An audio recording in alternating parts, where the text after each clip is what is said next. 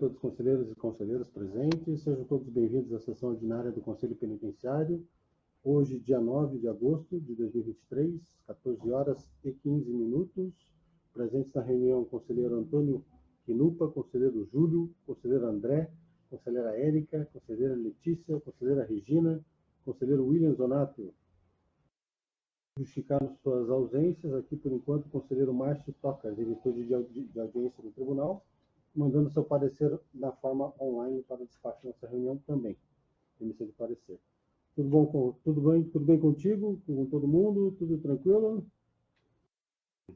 Sossegado. Também aqui já avisando, o conselheiro Miguel já está a caminho, já está chegando também, em virtude do trânsito, vai atrasar uns minutinhos. Assuntos gerais, já tratando, eu coloquei na tela um despacho, foi dado tanto com relação ao protocolo número que trata dos PINs e das carteiras com brasão do Conselho Penitenciário, que nós havíamos solicitado para a confecção junto à Secretaria de Estado da Segurança Pública. O primeiro é esse, 20.509.839, dígito 9, que trata de uma dispensa de licitação para a confecção da carteira de couro com brasão do Conselho, que foi instituído através do decreto o número 1676 de 2023, pelo excelentíssimo governador Carlos Massa Ratinho Júnior. Nós havíamos solicitado, a princípio, a direção-geral da Secretaria indeferiu o pedido, dizendo que não havia legislação aplicada. Nós realizamos o pedido de reconsideração junto ao excelentíssimo secretário. Esse procedimento retornou para a DG para nova análise, e eles mantiveram o indeferimento, aí citando agora novos argumentos, né? Estão descritos no itens 2, 3, 4, 5 e 6, aí, que é o fundamento final, alegando primeiramente que, tanto para os PINs quanto para a confecção da carteira de couro, que seria o porta-documentos do Conselho, né, da identidade funcional futura, que não há, continuaram dizendo que não há regulamentação legal para a confecção das carteiras de couro para os integrantes do COPEN. E segundo ponto, alegaram que o nosso EPP não restou demonstrada a imprescindibilidade da aquisição do caso e comento, ou seja, nós não precisamos de carteira porta-a-porta funcionais, aqui alegando os princípios que foram ditos pelo próprio Conselho para a confecção. Um quarto item, eles colocaram que não houve o mínimo de planejamento e previsão antecipada de aquisição das carteiras de couro, assim como dos PINs, para os integrantes do COPEN. E no item 5, eles colocaram que existem outras maiores prioridades das aquisições de materiais de consumo às forças de segurança pública do Estado do Paraná. O mesmo argumento foi utilizado no protocolo que envolve aqui os PINs, que eu já vou reproduzir o número dele também, que é o protocolo número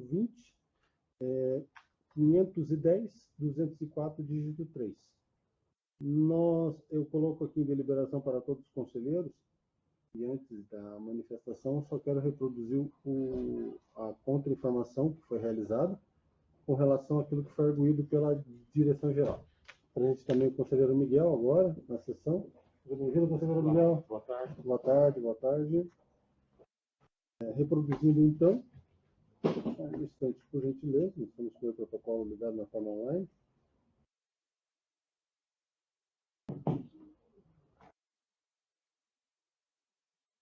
Só mais um instante, até abrir aqui a tela.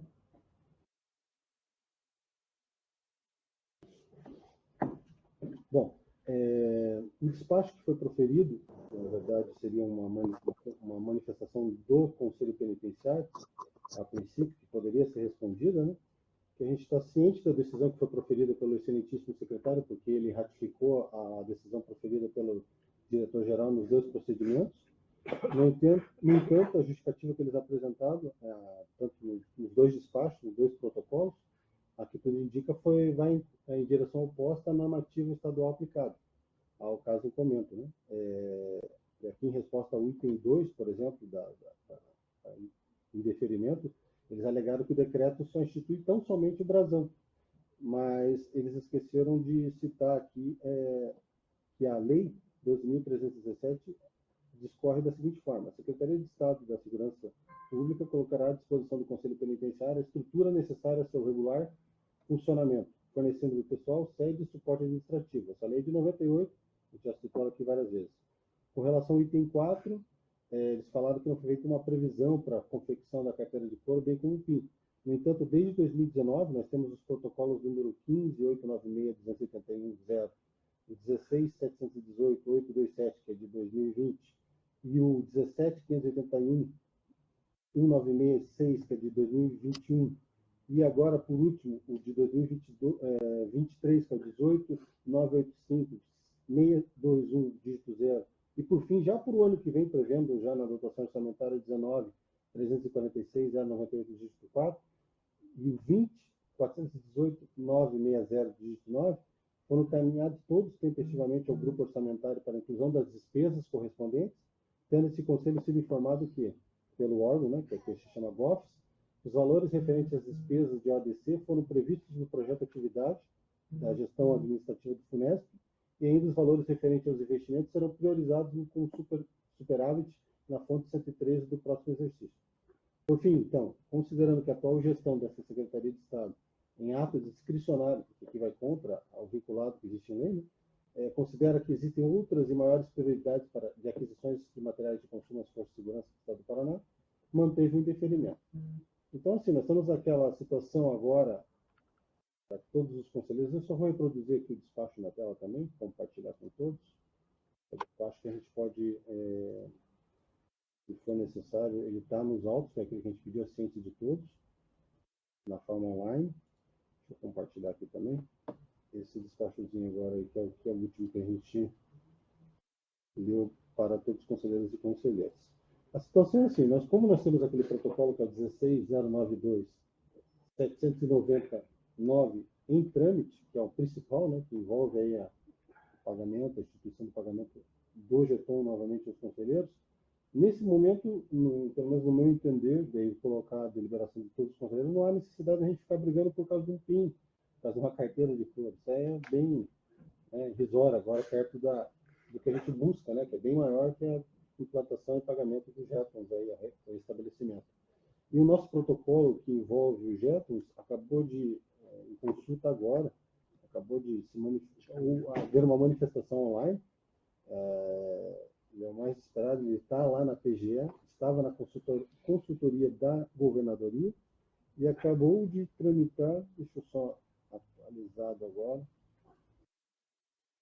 ele acabou de ir para o gabinete da assessoria técnica jurídica da Procuradoria assessoria técnica jurídica da Procuradoria, ou seja, daqui vai acredito para o próprio governador. Essa última fase agora, o nosso contato direto na governadoria, que é o Dr. Alex, ele está de férias, volta na próxima segunda, a gente vai conversar lá, fazer também embargos de gabinete, conversar qual que é o próximo passo, né? Mas acredito que agora ou vai para o chefe do Poder Executivo assinar esse projeto, ou negar de vez. Então não tem mais um outro caminho. Então agora ou vai, esperamos que vá com êxito para frente o novo projeto. Seja, então. Né? Então, com relação aos dois protocolos, a palavra está aberta para o conselheiro que queira ou conselheira que queira se manifestar. Fiquem à vontade, por favor. Ele ficaria aguardando esse protocolo, então, presidente? Isso, conselheiro Miguel. Então, esses dois protocolos, tanto do PIN quanto da carteira de couro com brasão, nós manteríamos eles aguardando agora aqui no Conselho, para andamento do principal, que é o 16.092, porque o 16.092, assim que promulgada a alteração de lei, ele delega lá na própria lei que o presidente do Conselho Penitenciário atualizará o novo regimento, que será homologado diretamente, não mais pelo secretário da pasta, mas pelo governador do Estado. Então, nesse novo decreto, no novo regimento, tem lá já um dos artigos dizendo sobre o porta-documentos, assim como a Polícia Civil fez, nós pegamos de exemplo, da identidade funcional, das insígnias utilizadas pelos conselheiros durante as atividades. Então, já está tudo regulamentado, e principalmente que isso será fornecido gratuitamente aos conselheiros, ou seja, a própria secretaria, a qual estiver vinculado ao conselho, tem que fornecer. Então, agora, na verdade, seria, no meu entender, e aí eu coloco aqui, deliberação de todos os conselheiros, seria prudente aguardar mais um pouquinho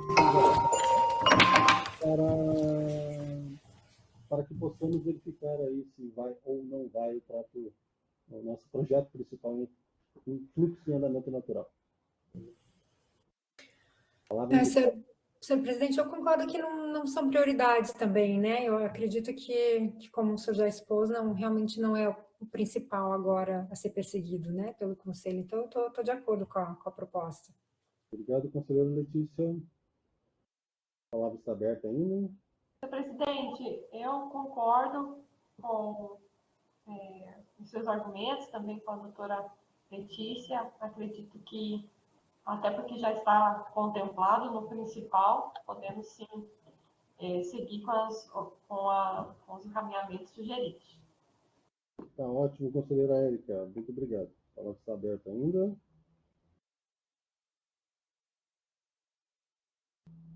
Ok, então fica... Vamos aguardar, então. Os conselheiros só que concordam, para que a gente aguarde o andamento do principal. Vamos fazer o sinal de costume, erguendo a mão, para que a gente possa só registrar, já que está na via web, se concordam. Ok, está então aprovado por maioria. Aqui por unanimidade agora, está ótimo. Próximo ponto, já sem mais delongas, já vou passando a palavra ao conselheiro Miguel, se tiver relação. Conselheiro, senhor presidente, eu só tenho uma dúvida formal mesmo. Nós recebemos esses protocolos na caixa e eu fiquei um pouco em dúvida sobre como proceder aqui. A gente precisa fazer alguma coisa, assinar aqui? Eu não entendi direito, porque era só para ciência ou a gente precisa assinar ou recusar, enfim, não sei como... Ali, conselheira Érica, é somente a assinatura. Então, é só para assinar, para que tenha todo mundo que teve ciência, né? Só isso. E a ciência é dada pela própria assinatura eletrônica, mais nada. Tá bom. Obrigada. De nada. Ok? Alguém mais? Algum outro conselheiro com alguma dúvida? Ok. Então, eu passo a palavra novamente agora ao conselheiro Miguel. Se tiver relatórios de mérito, conselho da comunidade ou de inspeção, possa proferir seu parecer, conselheiro Miguel. Nessa data, nenhum procedimento apto a relatar, senhor presidente. Obrigado, conselheiro Miguel. Eu passo a palavra, então, agora ao conselheiro Williams Donato, se tiver relatórios de mérito, conselho da comunidade de inspeção, possa proferir seu parecer. Boa tarde, senhor presidente. Boa tarde a todos os conselheiros. Também não tenho relatório pendente de mérito, conselho da comunidade ou então relatório prévio de inspeção. O relatório que eu participei de inspeção em loco, em Cascavel, foi finalizado. Da minha parte, foi encaminhado ao e-mail do conselho para que os demais conselheiros que participaram possam ter conhecimento e também complementar as informações, se for o caso. Acho que é esse o caminho, né? Isso mesmo. Para depois retornar, então. Tá ótimo, então. A gente profere. Na verdade, agora, os conselheiros e as conselheiras vão perceber que não foi distribuído relatórios de inspeção prévio para nenhum conselheiro. A partir dessa semana, acho que possamos já distribuir, em virtude da nosso desfalque em relação aos estagiários, que já foi comentado aí na reunião anteriores, né? Que foi retiradas 3 vagas de estágio e não foram substituídas pela secretaria também. Mais um motivo aí para que seja aprovado logo nossa alteração de lei, que lá regulamenta a propositura de mais 2 cargos de assessores jurídicos exclusivos para o Conselho e assistentes técnicos exclusivos para o Conselho Penitenciário. Isso que deu essa atrasada, nós não efetuamos a distribuição. Eu acredito que até a próxima reunião já tenhamos carga aí bastante de alguns relatórios. Obrigado, conselheiro William.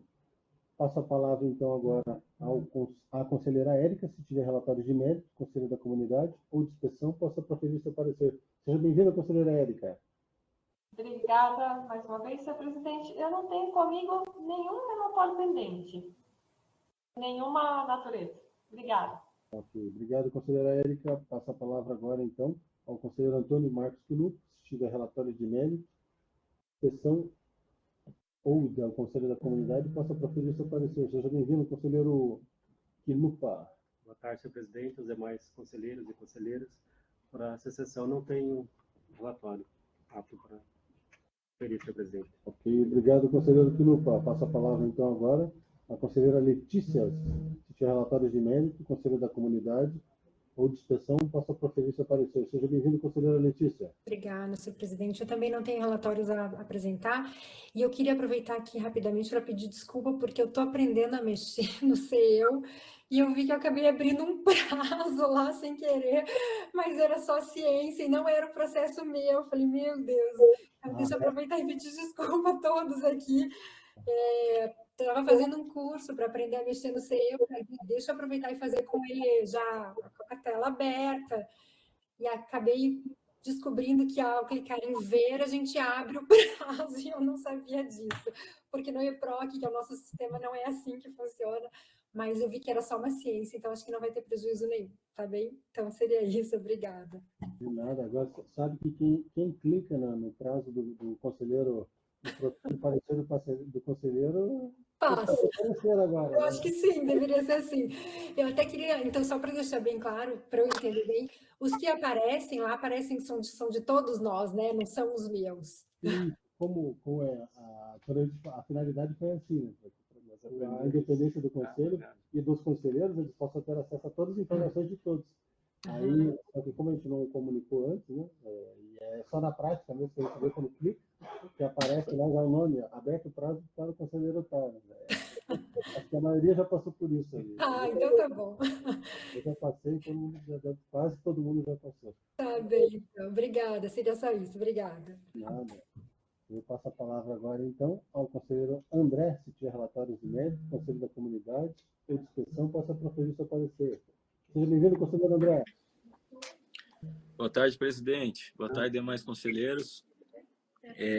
Primeiro, tentar me justificar o injustificável com a minha ausência nas últimas reuniões, por uma questão de outra posição que eu assumi aqui dentro da Secretaria de Justiça. Mas agora eu vou manter a regularidade aqui. De qualquer forma, eu tenho relatório de inspeção prévia a ser proferido aqui, o parecer da Penitenciária Estadual de Ponta Grossa. As informações foram solicitadas e encaminhadas à origem no dia 3/8 pelo diretor, dando conta que a capacidade de vagas na unidade é de 545 presos, contava no momento do relatório com 432 presos. Saiu errado. Dispõe o estabelecimento penal de 3 galerias, com um total de 108 celas. Dispõe de pátio de banho de sol, conta com refeitório para agentes públicos, não conta com refeitório para os presos. São utilizados os dispositivos de segurança, o portal scanner, body scan, raquete, banqueta e monitoramento eletrônico por câmeras, gravam até 30 dias. Ainda em relação à segurança, o relatório aponta a existência de equipe de intervenção tática presente no local. Em caso de necessidade, a intervenção tática ocorre em 5 minutos pelo SOI GSI.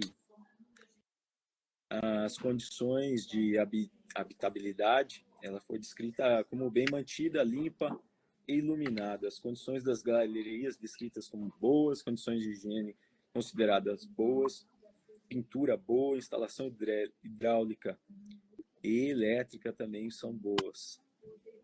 Nos últimos 6 meses, houve visitas no período pelo juiz da execução, Ministério Público Estadual, Corregedoria do DEPEN, Conselho da Comunidade, bem como pela Pastoral Carcerária.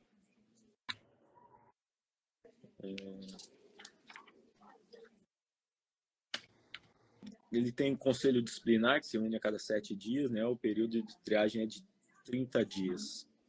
Dispõe de cela para isolamento, não tem sido aplicado o RDD e conta com local para seguro. O sistema de alimentação é terceirizado, a entrada de alimentos não é permitida.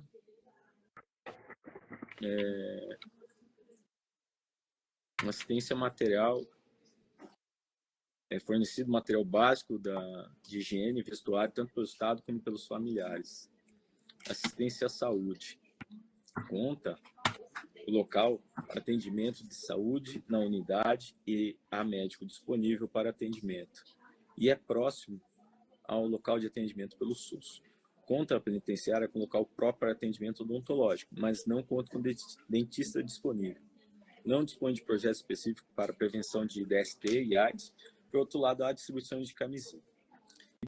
E dispõe de projeto de atendimento de usuários de drogas, projeto Ministério Público Renascer.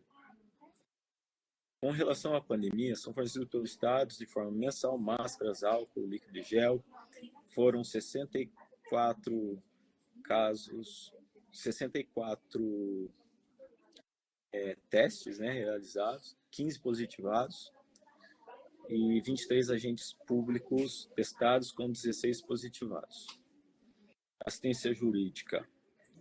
O local conta com um local para o advogado atender o cliente, os presos da triagem recebem atendimento jurídico e a Defensoria Pública se faz presente, presta atendimento local, frequência ela é diária e há nos estabelecimentos, ele informa que há no estabelecimento presos provisórios, né? Descumprindo aqui a lei de execução penal, nesse quesito.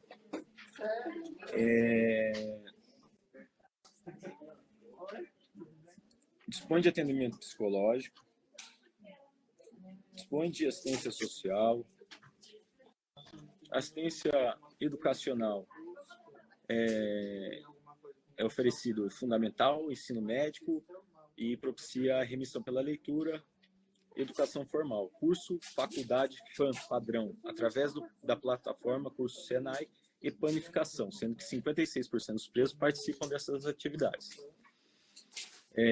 São oferecidos cursos de qualificação ainda, 90 presos, e trabalhos em canteiros internos e externos.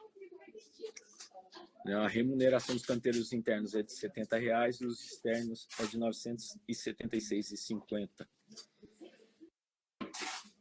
E o critério de escolha, né, para trabalho e para qualificação é aptidão para atividade, escolaridade e profissão. Os recursos humanos oferecidos são oferecidos, né, aos agentes, cursos pela SPEM.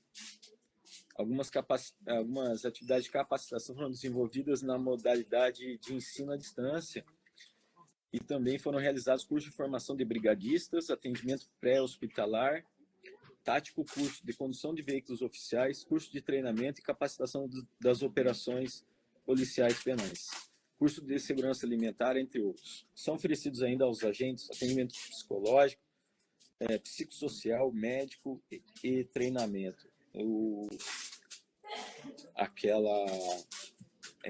Aquele estabelecimento ele recebeu recursos oriundos do Conselho da Comunidade Local na ordem de R$ 22.660.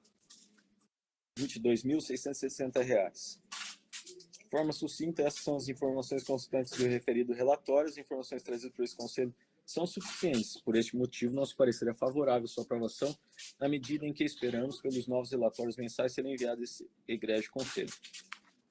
Conselheiro André, você pode repetir, por gentileza, de qual que é a região, o Conselho, por favor? A região, o quê? De qual relatório, de qual cadeia pública que é? Ponta Grossa. Ok. Ponta Grossa. Em discussão, deliberação por todos os conselheiros. Os conselheiros que aprovam, fazendo o sinal de sim, por gentileza. Opa, a conselheira Letícia está com a palavra. Ok. Conselheira Letícia apertou. Ok. Está aprovado, conselheiro André. Pode prosseguir, se mais algum, por favor. Tá certo. O próximo relatório é da unidade de reserva, né? Ela foi construída em 2020. Essas informações foram enviadas à origem pelo diretor, dando conta que a capacidade de vagas na unidade é de 43 presos, contava no momento do relatório com 59 presos, portanto, em superlotação, fato que deve ser comunicado ao secretário de Segurança Pública. Dispõe o estabelecimento penal de 3 galerias, com um total de 4 celas. Dispõe de pátio de banho de sol, com refeitório para agentes públicos, mas não para os presos. São utilizados os seguintes dispositivos de segurança: veículos, agentes públicos e monitoramento eletrônico. Com relação à segurança ainda, existe equipe de intervenção tática presente no local. Em caso de necessidade, a intervenção tática ocorre em 60 minutos. A condição de infraestrutura é considerada suja. As condições das galerias descritas como razoáveis, as condições de higiene são consideradas também razoáveis, a pintura razoável, bem como e a instalação hidráulica e elétrica ruins. Nos últimos 6 meses, houve visitas no período pelo juiz da execução, Ministério Público, Defensoria, bem como pelo Conselho Penitenciário do Estado. Questões disciplinares e segurança. Indica que não há conselho disciplinar, período de triagem se estende por 15 dias, mas dispõe de cela para isolamento e não tem sido aplicado a RDD e conta com local para seguro. Segurança interna é realizada por policiais penais e terceirizados. Na questão externa, né?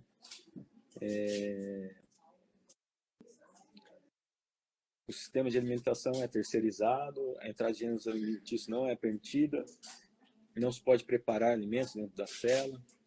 Assistência material básica ela é fornecida pelo Estado e pelos familiares. Conta com local para atendimento de saúde na unidade, mas não há médico disponível para atendimento. Indica que é próximo ao local para atendimento pelo SUS. Conta com local próprio para atendimento odontológico, mas não com dentista. Não dispõe de projeto específico para a prevenção de DST e AIDS. Por outro lado, a distribuição de camisinha. Também não dispõe de qualquer projeto de atendimento aos usuários de drogas. Assistência jurídica. Não dispõe de local para advogado atender o cliente. Os presos de triagem não recebem atendimento jurídico e a Defensoria Pública se faz presente e presta atendimento local quando necessário. Indica a existência de 45 presos condenados nessa unidade.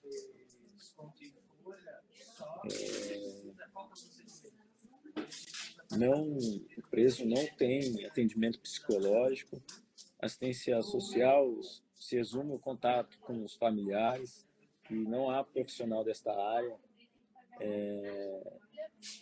para atendimento no estabelecimento. Quanto à atividade esportiva, não interrompida pela pandemia.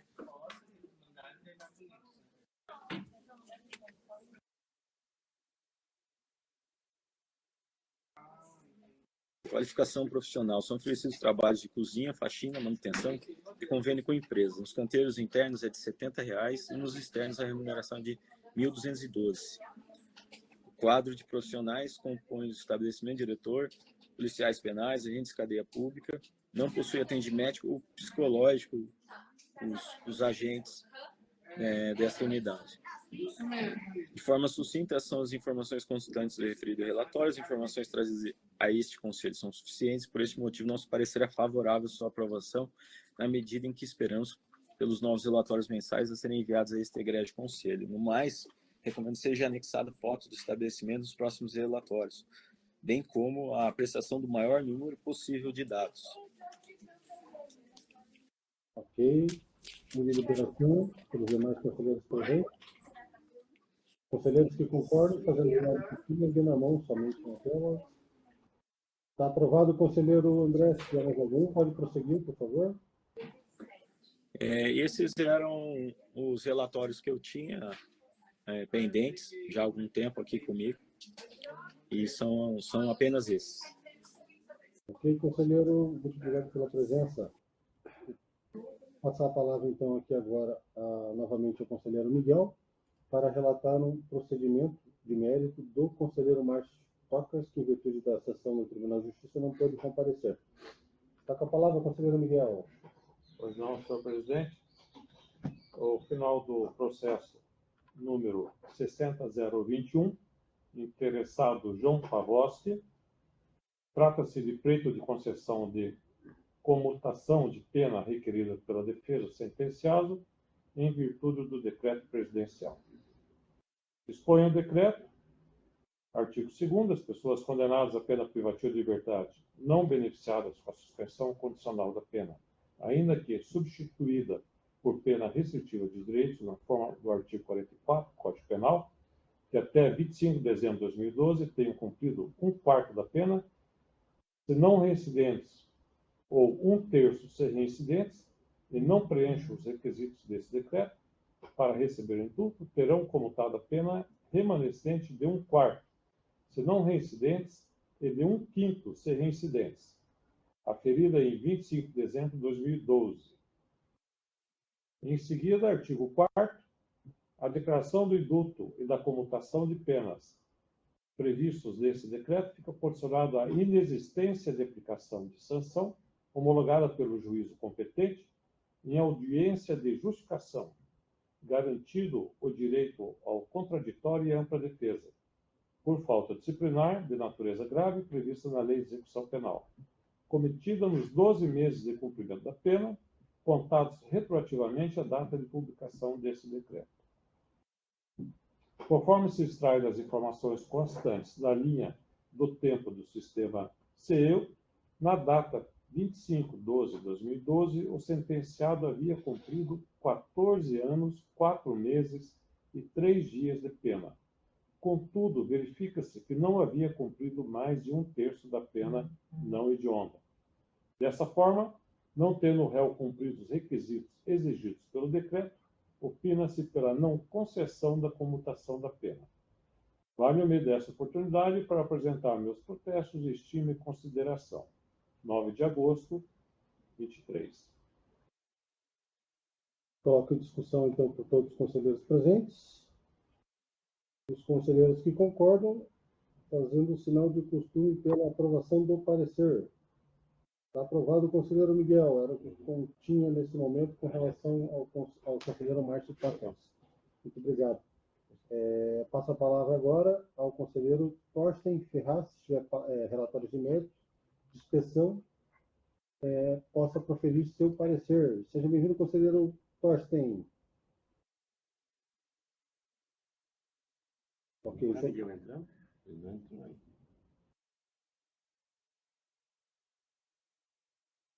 O conselheiro Torsten ajusta o aparelho. Eu vou passar a palavra, então, ao conselheiro Júlio. Seja bem-vindo, se tiver relatórios de mérito, conselheiro da comunidade, ou de inspeção, possa proferir seu parecer. Seja bem-vindo, conselheiro Júlio. Boa tarde, senhor presidente, os demais conselheiros. Senhor presidente, nessa data não temos nenhum trabalho a apresentar à mesa. Obrigado, conselheiro Júlio. Retorno a palavra, então, agora ao conselheiro Torsten Ferraz, se tiver relatórios de mérito, conselheiro da comunidade, ou de inspeção, possa proferir seu parecer. Está com a palavra, conselheiro Torsten. Enquanto o conselheiro Torsten ajusta lá, assim que ele voltar, já pode interromper a gente, conselheiro Torsten, se estiver ouvindo, para conversar sobre só os demais assuntos que envolvem o conselho. Nós estaremos, na sequência, também realizando relatórios de inspeção em loco. Deixa eu só confirmar aqui o local e a data, por gentileza.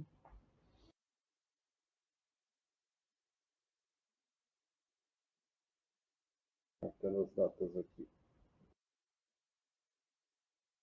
Vamos lá. Estaremos, os conselheiros Júlio e Antônio Marcos Sinuca estarão realizando entre o dia 28/8 e 31/8, na cidade de Guaíra e Toledo, na cadeia pública de Guaíra e na cadeia pública de Toledo, relatório, visita de fiscalização e inspeção in loco nesses dois locais. Também na sequência, isso já para o próximo mês, também tem uma programação de vistoria, de inspeção e vistoria in loco na cidade de Sarandi, também realizada pelo conselheiro Júlio e pelo conselheiro Antônio Quinupa, no dia 20/9 até o dia 22/9. Como que funciona? Os conselheiros que ainda não efetuaram o deslocamento, geralmente a cidade mais longe, tem um dia para ir, praticamente, um dia para voltar, e quando envolve uma cadeia pública, um dia para diligência no local, né? Esse relatório, como nós estamos, todo mundo na expectativa, na guarda do nosso projeto de alteração de lei, nós temos conquistamos aí durante esse tempo, né, nos mandatos anteriores, de forma vinculada, que é a lei que permite, não fomos nós que criamos, que os conselheiros, durante suas atividades, recebam em relação à diária e também aos gastos com alimentação, com relação ao deslocamento que efetuarem para exercício de suas funções junto aos estabelecimentos e serviços penais. Então, às vezes, por exemplo, que nem as cidades citadas, né, demanda aí mais de 6 horas só de deslocamento, praticamente. Sacoaíra, que às vezes é 8 a 10 horas, conforme do trânsito, né, para deslocamento pelo Conselho Penitenciário.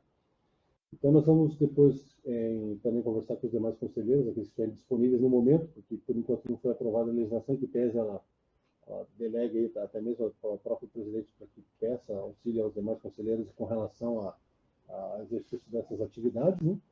Na última semana, tivemos também o conselheiro Miguel, o conselheiro Júlio, estiveram na região de Foz do Iguaçu, foram feitas inspeções de fiscalização e inspeção junto à cadeia penitenciária estadual de Foz do Iguaçu 4, que foi a primeira vez que estivemos naquele local. Vou aqui passar a palavra ao conselheiro Miguel, nesse caso, para que reproduza as suas considerações com relação ao praticado. Alô? Ô, conselheiro Torsten, estamos nos ouvindo agora. Já lhe retorno a palavra. Parabéns. Obrigado, senhor presidente. Boa tarde, demais conselheiros. Para esta reunião, eu tenho apenas um relatório de mérito a proferir um parecer. Trata-se do processo de execução número 0036508 07-2013 816 0021 de Celso Alonso dos Santos. Trata-se de um pedido de livramento condicional. Ele é condenado a pena total de 15 anos, 11 meses e 5 dias pela prática de homicídio simples, furto simples e furto qualificado. Portanto, é reincidente. Porém, a data base dele remete a 31/8/2008. Portanto, ele, como é um pedido de livramento condicional, ele preenche os requisitos previstos no artigo 131 da Lei de Execuções Penais e no referente ao livramento condicional, artigo 83, perdão, demais conselheiros, do Código Penal, né? Então, com parecer favorável do Ministério Público, nosso parecer também é favorável à concessão do livramento condicional. Ok, coloco em discussão pelos demais conselheiros. Os conselheiros que concordam, fazer o sinal do costume erguendo a mão, por gentileza. Está aprovado o conselheiro Torsten. Pode prosseguir se tiver mais algum. Obrigado, senhor presidente. Esta data é o que continha. Eu só vou pedir excusas, porque nós estamos aqui no meio da estrada, na verdade. Estou em retorno de Campo Mourão aí para Curitiba. Se por acaso falhar o sinal aqui, eu cair da rede, eu retomo assim que puder. Ótimo, conselheiro Torsten. Muito obrigado. Os conselheiros que emitiram seus pareceres, eu vou pedir a gentileza que possam enviar no e-mail do COPEM, para que a gente já possa acrescentar eles, principalmente os de mérito, né, senhor Baixo, e os com relação do whey protocolo, aqueles que souberem como inserir em série, e mandam novamente, só finalizam a pendência, para que eles voltem automaticamente aqui para o Conselho, para a assinatura da presidência também, juntamente com os conselheiros que emitiram os pareceres. Obrigado mais uma vez. Voltando então ao assunto, obrigado, conselheiro Torsten, pela palavra. Com relação então à inspeção feita em loco, lá na PF 4, vou pedir aqui, já passando a palavra para o conselheiro Miguel, para que as impressões iniciais que ele teve com relação a essa penitenciária que nós realizamos a fiscalização e inspeção no local. Está com a palavra, conselheiro Miguel. Senhor presidente, eu acho que 2 pontos que eu achei, fiquei impressionado, foi, primeiro, com a receptividade que nós tivemos, muito boa. Nós já, o ano de 22, no mês de outubro, nós já havíamos realizado uma visita similar. Também fomos bem recebidos. E, naquela ocasião, nós apontamos alguns setores das unidades, das diversas unidades do complexo, que mereciam uma atenção peculiar, tanto com relação à estrutura, como também, às vezes, com relação ao pessoal que lá estava realizando serviços e acomodação também por parte dos servidores. nessa visita, eu acho que nós fomos melhor recebidos ainda, né, do que no ano anterior. Nós tivemos uma impressão muito favorável com relação aos atendimentos que foram realizados em relação àqueles pontos que haviam sido apontados no relatório anterior, né? Então, isso impressionou. Nós sabemos das dificuldades orçamentárias e também a logística necessária para a realização de algumas obras de reparos que eram necessárias e foram feitas, estão sendo realizadas também, ainda, e eles conseguiram fazer a contento, principalmente naquelas que havia a necessidade de mais urgência. Então, com relação a isso, realmente o que tem impressionado, justamente porque são unidades com um grande número de custodiados e que requer toda a cautela necessária para a movimentação desses presos para outros locais ali mesmo, outras unidades, para poder ser feitos esses reparos que foram realizados e outros tantos que estão ainda em serviços, né? Então, essas são as impressões que eu tive, senhor presidente. Eu acredito que esse relatório nosso, ele foi mais específico com relação àqueles pontos que haviam sido apontados, né? E eu achei que essas mudanças, essas alterações que ocorreram, vieram a contento, principalmente por parte de todo o complexo e da atenção que foi despendida naquele complexo. Muito obrigado, senhor presidente. Obrigado, conselheiro Miguel. Antes de passar a palavra também ao conselheiro Júlio, que esteve presente durante a fiscalização da inspeção, vou restituir a palavra aqui à conselheira Regina, presente também. Se tiver relatórios de mérito, conselheiro da comunidade de inspeção, possa proferir seu parecer. Seja bem-vinda, conselheira Regina. Boa tarde, presidente. Conselheiros, eu não tenho nada para hoje. Tá ótimo. Muito obrigado, conselheira Regina. Passo a palavra então agora ao conselheiro Júlio, para que também, com relação à fiscalização e inspeção, atraia aqui aos demais conselheiros as suas impressões iniciais, em geral, também com relação às unidades que foram visitadas. Está com a palavra, conselheiro Júlio. Boa tarde, senhor presidente. Boa tarde, demais conselheiros. O conselheiro Miguel já deixou bem claro, né, com relação à visita de inspeção, aos pontos que foram observados, ele colocou da devida forma. Acredito que a única observação que eu possa fazer seria com relação aos presos, né, que eles são bem disciplinados nas unidades que nós tivemos a oportunidade de visitar. Existe uma hierarquia que funciona a contento, né? Notou-se que existe um empenho dos funcionários, existe um empenho daqueles funcionários terceirizados, daqueles empregados terceirizados, e não se pode observar mais nada. Acredito que tudo que foi dito já é o satisfatório para justificar a visita de revisão, de inspeção nessas unidades na região da fronteira. Era isso, senhor presidente. Obrigado mais uma vez, conselheiro Júlio. Considerando aqui agora que nós apenas contribuindo com as manifestações realizadas pelo conselheiro Miguel e pelo conselheiro Júlio.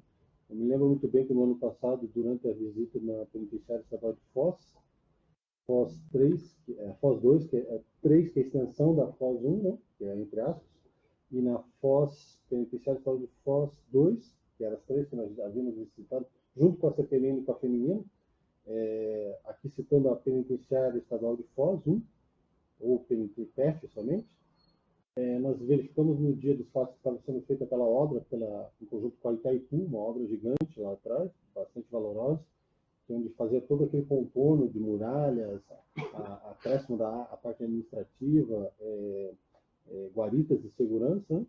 Essa obra está praticamente 100% concluída. Eu acredito que mais os reparos ainda têm que ser feitos ali na parte administrativa, principalmente. Eu acredito que 75% de conclusão já. A parte estrutural de muralha, praticamente 100%.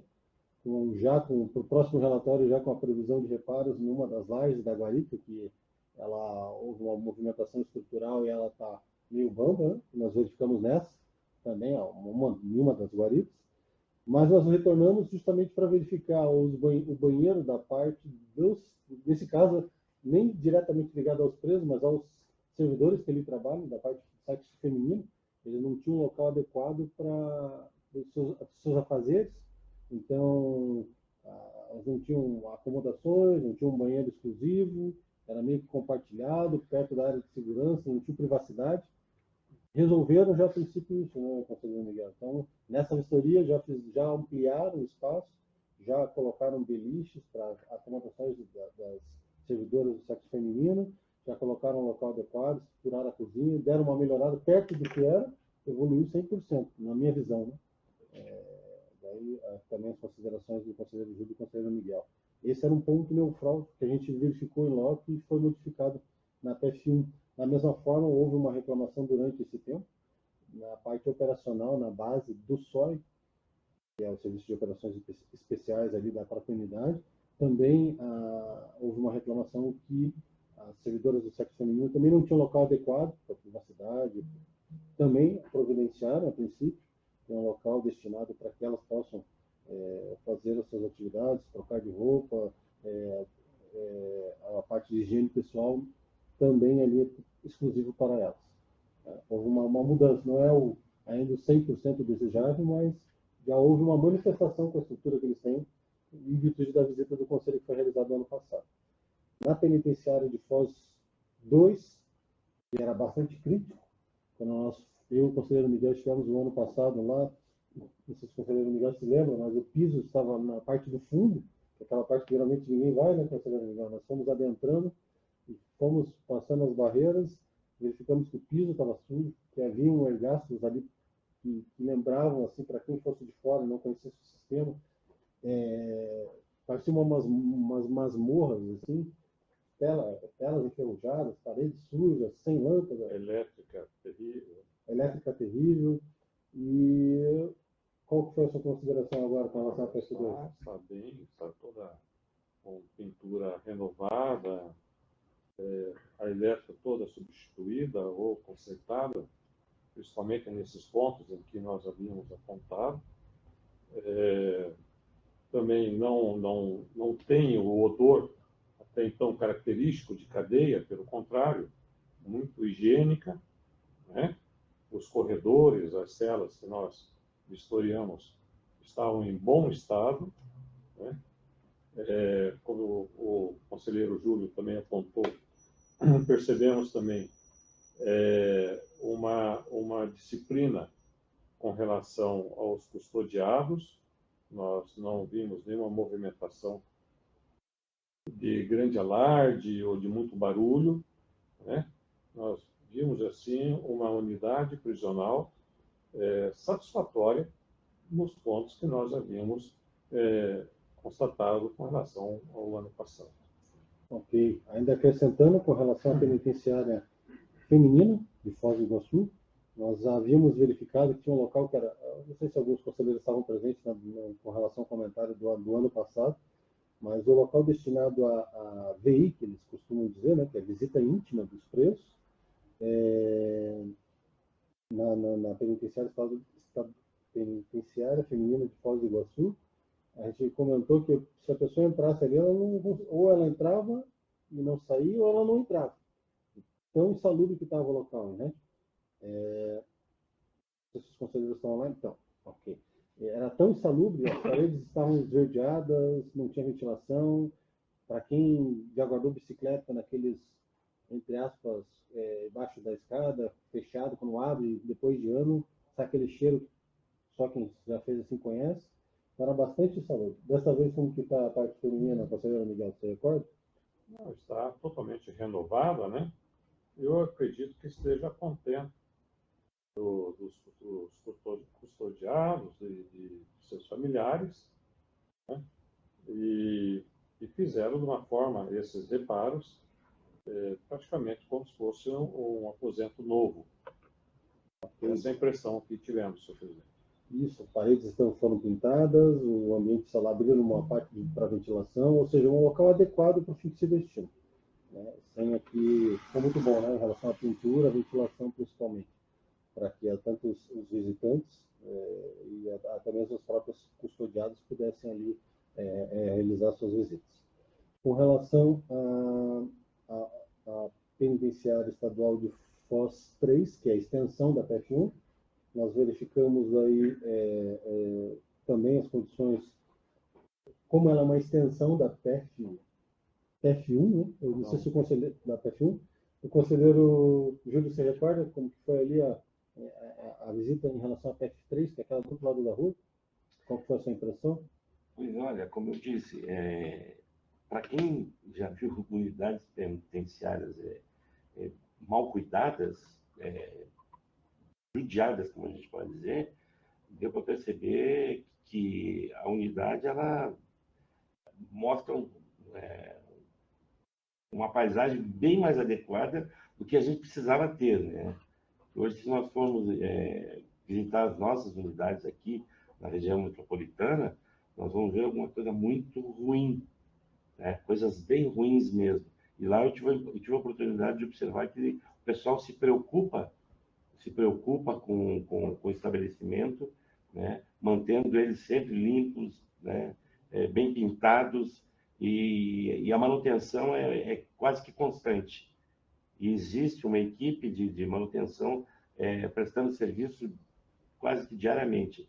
Então, transmite para a gente uma característica de salubridade, de habitabilidade penal, vamos dizer assim. Eu achei interessante que foge àqueles padrões que a gente está acostumado a ver aqui nas nossas unidades. Eu achei que o pessoal se dedica, os funcionários que eles estão se dedicam bastante com essa característica de ter um ambiente limpo. Embora se observar lá o barro é vermelho, né? A terra é propícia a sujar, né? E eles mantêm limpo. Isso eu achei interessante, é uma coisa que chama muita atenção, principalmente para nós que estamos aqui na capital, né? A gente não está acostumado a ver esse tipo de coisa. Eu achei interessante, muito interessante, a preocupação e o zelo que é dispensado pelos servidores que lá estão. Era isso, senhor presidente. Obrigado, conselheiro Júlio. Também foi observado aquilo que foi comentado pelo conselheiro William reuniões atrás, foi feita aquela redistribuição, chamamento para redistribuição de servidores do sexo feminino, se eu não me engano, e do masculino também, em virtude daquela provocação dos cargos que foram indicados em desacordo com a LEP, há um tempo anterior. Então, houve um processo interno, o coordenador regional nos recebeu, informou sobre esse procedimento interno, o senhor Cássio, ele é o coordenador regional, e foi feita a redistribuição, ou seja, pegaram aqueles servidores que estavam em excesso em algumas unidades, foram repassados para outras, onde precisava de feminino foram redistribuídos, e assim foi realizado, conforme comentado pelo conselheiro William. Conselheiro William, se tem alguma consideração, está com a palavra também com relação a esse fato. Fique à vontade. Obrigado, senhor presidente. Na verdade, só dizer que é muito bom ouvir essas considerações dos conselheiros em relação às unidades de Foz do Iguaçu, em relação ao antes e depois. Mas não só as de Foz do Iguaçu, né? Nós percebemos que tem sido dado uma atenção constante, tanto pelos gestores quanto também pela administração do Departamento de Polícia Penal, a este conselho, em relação aos problemas que eventualmente identificamos, apontamos e cobramos ali uma resposta. Então, é muito bom fazer parte, né, de um conselho que realmente é ouvido e tem a incumbência ali de ajustar, né, aqueles pontos que estão em desacordo, seja com a lei ou então com o alcance do gestor. Era isso. Obrigado. Ok, muito obrigado, conselheiro William. Por fim, foi provocado o excelentíssimo secretário, através do próprio Ministério da Justiça, para que eu fizesse, se tivesse interesse, propostas para um novo induto, que ocorre todo final de ano, induto de coletivo, nesse caso, até a própria comutação de pena, né? E foi provocado no sentido se ele tinha alguma sugestão, né?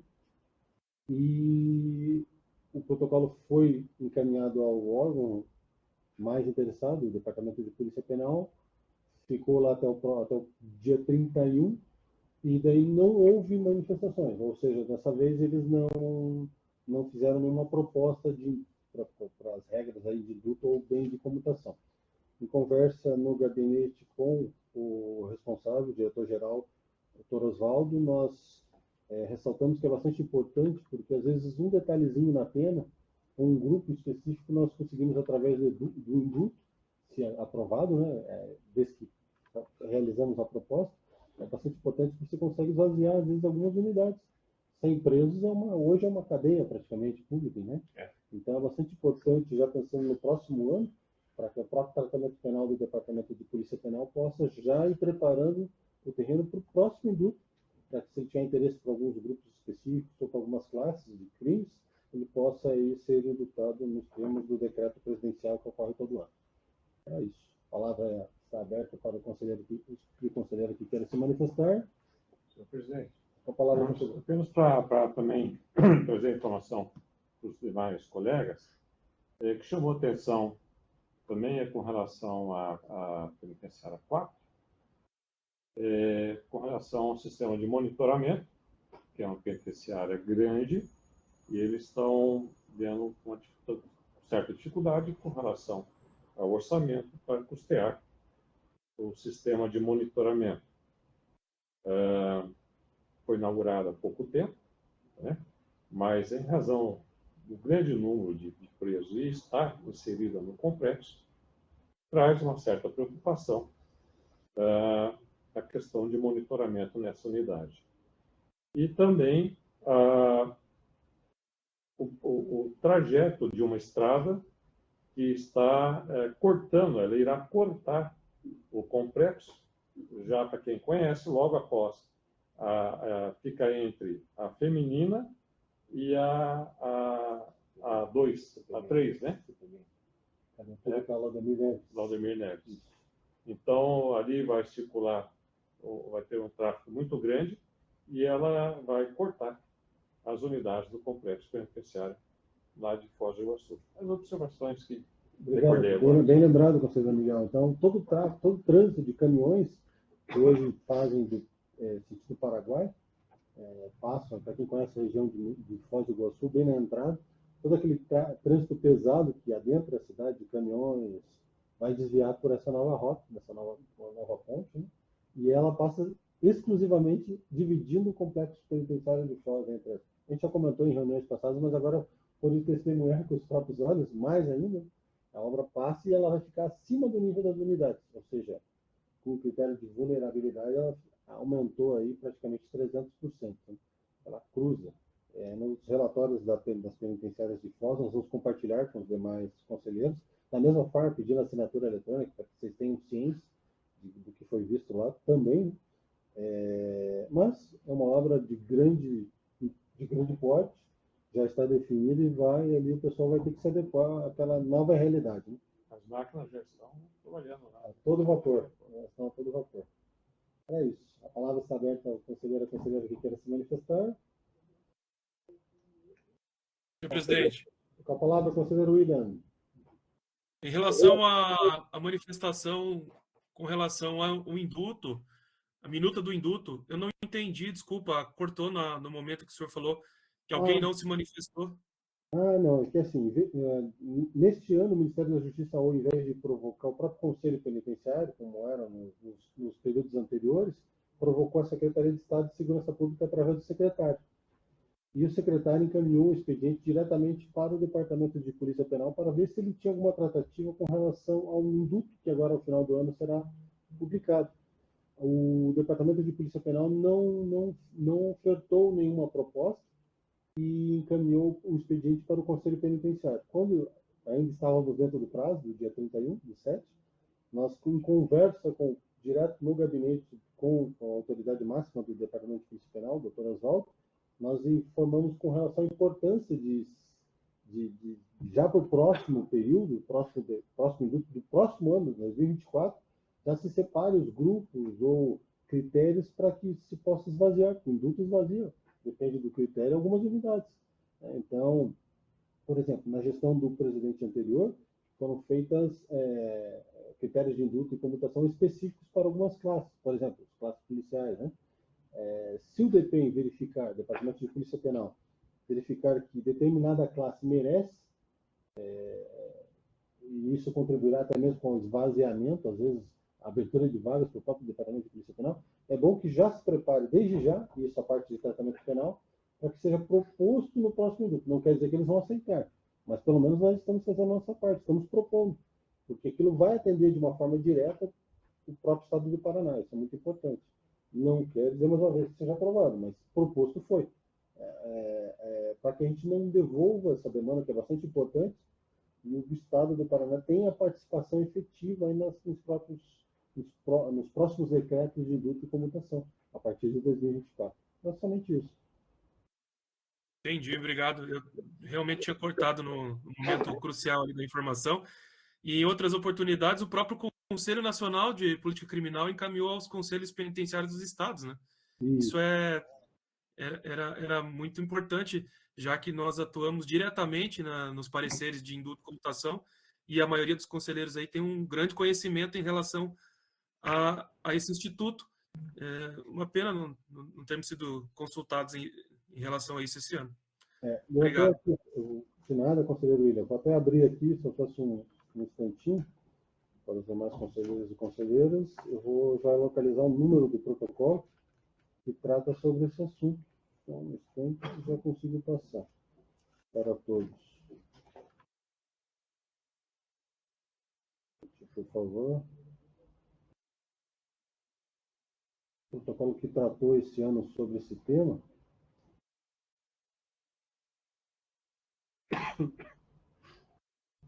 é o protocolo número 20.621.453, dígito 8. Eu vou compartilhar aqui somente a parte inicial da tela, para que todos os conselheiros e conselheiras tenham acesso à informação.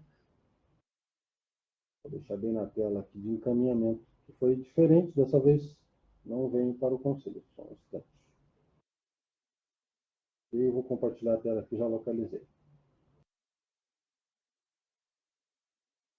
Não sei se todos os conselheiros estão conseguindo visualizar, mas ali, então o ofício foi expedido diretamente ao secretário de Administração Penitenciária do Estado.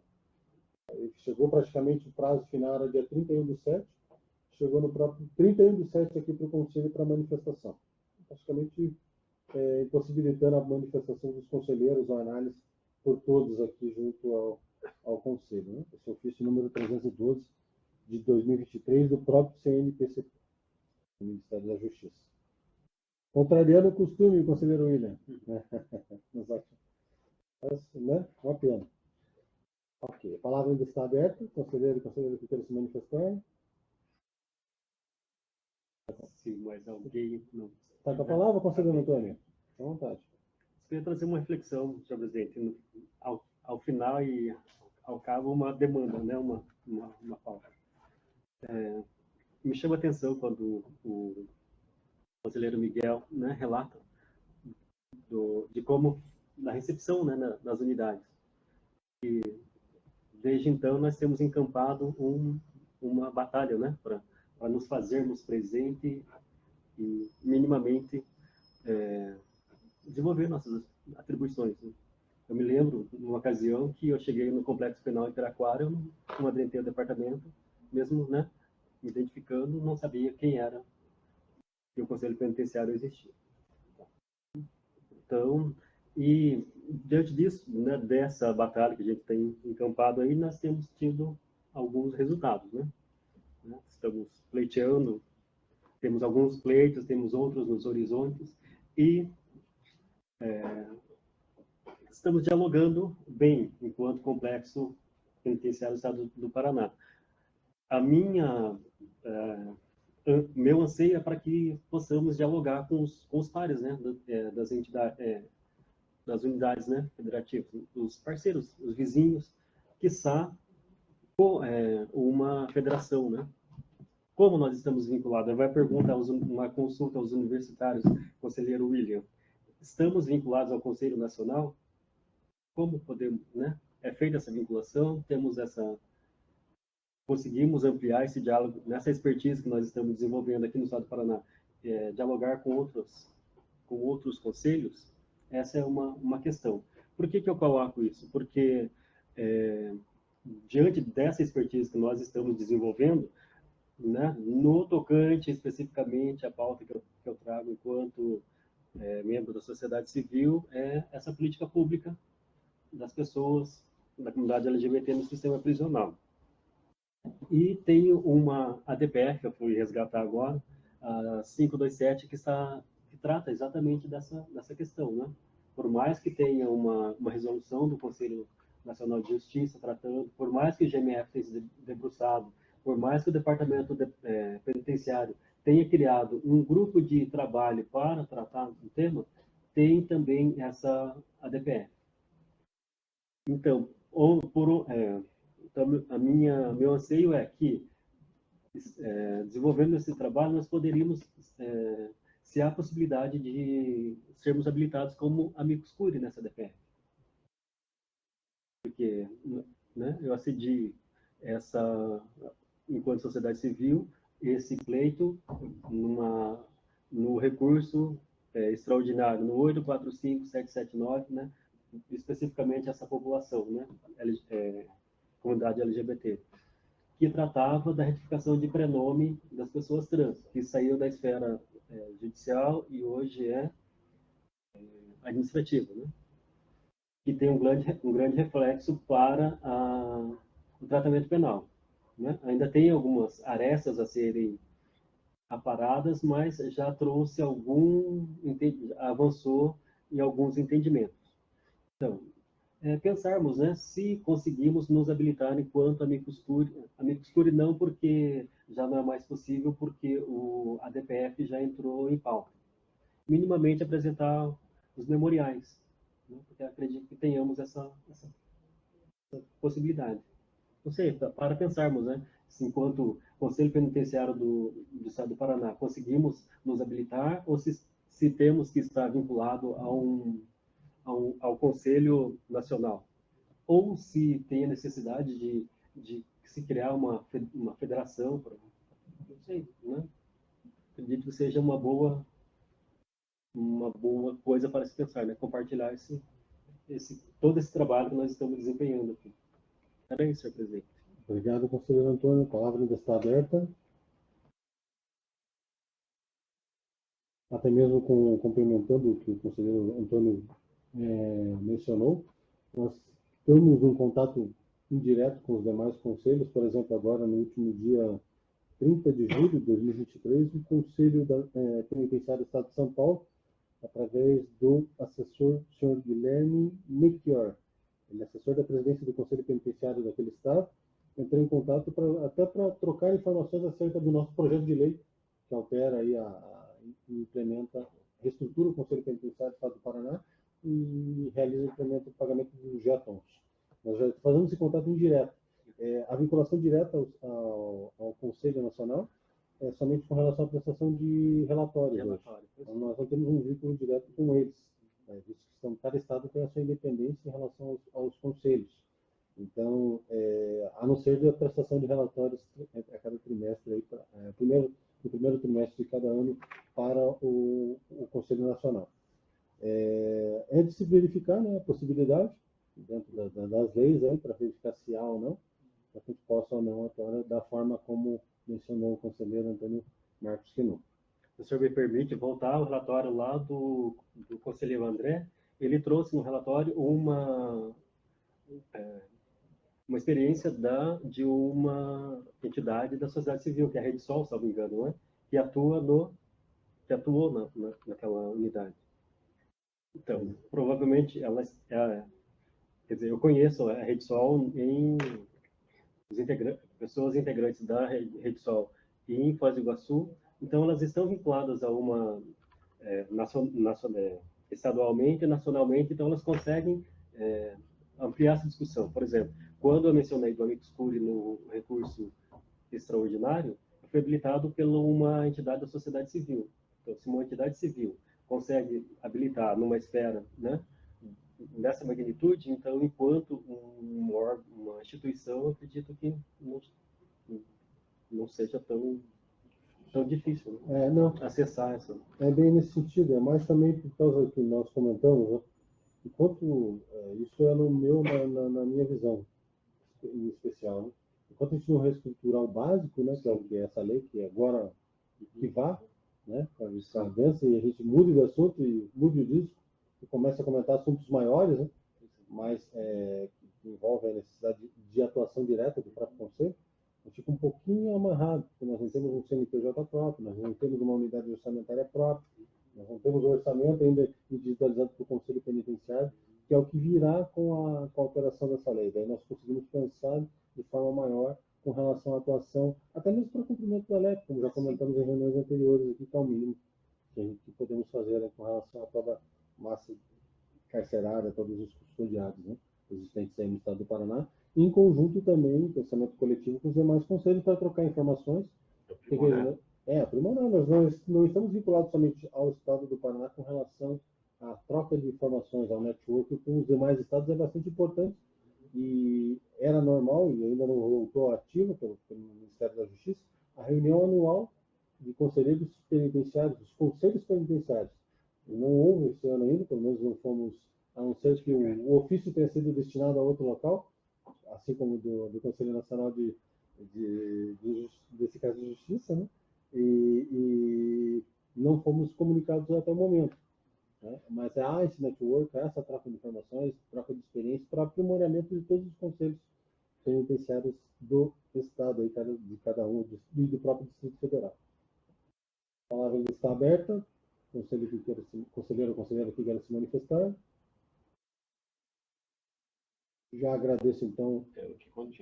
Agradeço a participação de todos, agradeço aqui a participação do conselheiro Miguel, do conselheiro Antônio, do conselheiro Júlio, do conselheiro William, da conselheira Regina, da conselheira Letícia, da conselheira Érica, do conselheiro André, do conselheiro Thorsten também e do conselheiro Márcio Tocas, que não pôde comparecer à reunião hoje, mandando seu parecer. Obrigado. E em virtude da distribuição dos procedimentos, nós vamos agendar daí a próxima data e encaminhar no grupo, para que a gente já tenha algo aí para realizar com relação aos próximos, até a próxima reunião. Tá bom? Obrigado pela presença de todos. Declaro encerrada essa sessão ordinária do dia 9/8. Obrigado pelo comparecimento de todos. Até a próxima. Obrigada, boa tarde a todos.